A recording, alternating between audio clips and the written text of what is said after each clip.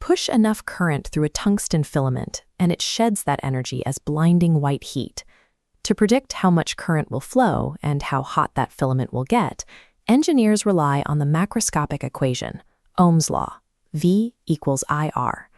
While it works for predicting the behavior of a complete circuit, Ohm's law functions as a macroscopic approximation. The value of resistance, R, is dictated by the specific physical dimensions of the object being measured. This diagram of a cylindrical conductor shows how resistance is bottlenecked by the length, L, and the cross-sectional area. To understand the electrical nature of the material itself, we have to mathematically strip away those geometric factors. Our objective is to find the localized relationship between the electric field pushing the charge and the resulting density of that current. Finding this relationship requires looking past the external shape of the wire. We must identify the specific microscopic variables that determine how the material resists flow. Calculating why a metal fails under heat requires moving beyond macroscopic circuit assumptions to derive the underlying vector field physics. We begin the algebraic deconstruction by breaking down resistance, R, into the material's resistivity, ρ, scaled by the length over the area. This alters our macroscopic equation. Substituting for R yields V equals ρ times L over A times I. We move length to the left side to isolate V over L, which leaves I over A grouped on the right. The term V over L represents the uniform electric field, E, acting across the conductor. The current, I, divided by the cross-sectional area represents the current density, J. Substituting these definitions back into the equation reveals the scalar point-form relationship, E equals ρ times J. Algebraically rearranging this to solve for current density, J, gives us J equals 1 over ρ times E.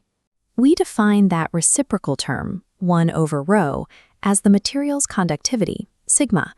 This provides the translation into the vector form, current density J equals conductivity sigma times the electric field E. The current density vector aligns with the direction of the local electric field vector. The magnitude is scaled by the material's conductivity factor, sigma. Identifying why sigma and ρ take on specific values requires looking at the subatomic mechanics within the material. Conductivity is a localized field response, providing the variables needed to analyze the atoms themselves. We scale down past the wire's interior surface and into the vibrating microscopic lattice of the metal. At this level, current is calculated based on the movement of individual charge carriers. This calculation introduces the carrier density N, the elementary charge E, the cross-sectional area A, and the drift velocity of the electrons, V sub d. Dividing by area converts this back into current density, leaving J equals NE times drift velocity. To find J, we must first determine the drift velocity of electrons moving through the lattice. As an electron accelerates in an electric field, it inevitably collides with a lattice atom. The time span between these impacts is the relaxation time, tau. This yields a kinematic expression for drift velocity. V sub d equals the charge E times the electric field E, divided by mass m, multiplied by the relaxation time tau. Merging this kinematic expression back into the current density equation results in J equals NE squared tau divided by m times the electric field E.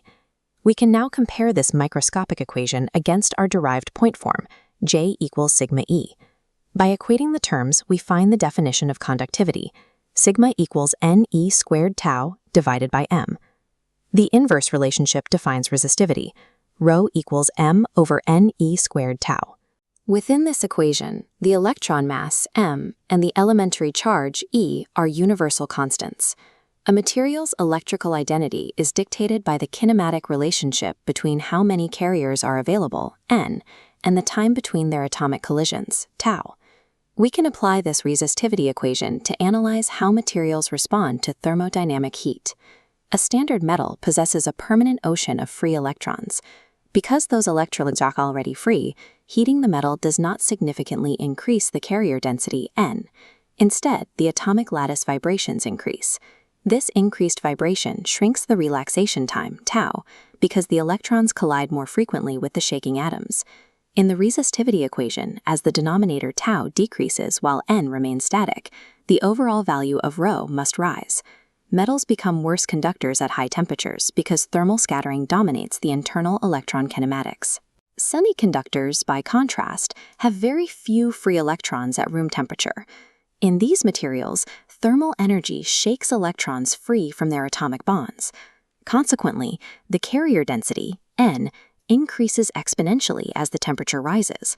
The relaxation time, tau, is still decreasing due to lattice vibration, just as it did in the metal.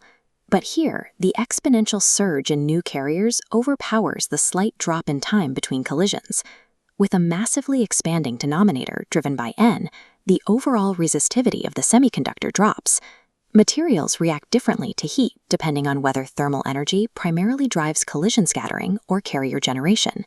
Connecting the macroscopic approximation of V equals IR to subatomic kinematics provides the framework to calculate the thermodynamic behavior of the physical world.